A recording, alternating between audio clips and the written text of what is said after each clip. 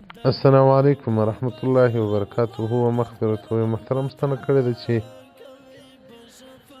ښځه چې د جنابت غسل کوي، آیا د خپل فرج ته به لازم ګوته نه باسي پریولي بیا یې غسل سوی کېږي، او که داخل د فرج د سپکو بولو د ځای پریولل نه دی لازم؟ محترمه فقهای کرام وایي یجب علی المرأة لا واجب دی په ښځه باندې پریولل د فرج ظاهر نه داخل،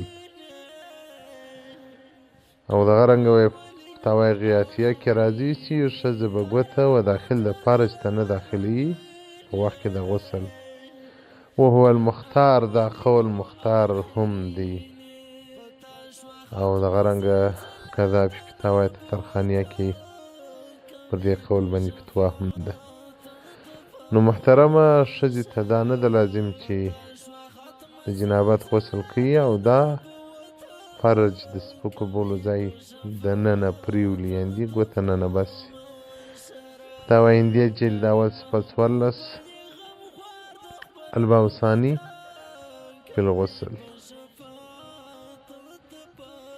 نو بعضې داسې پوښتنې شته چې هغه بیانول یې هم خلکو ته داسې ناولده ښکاري، پوښتنه یې هم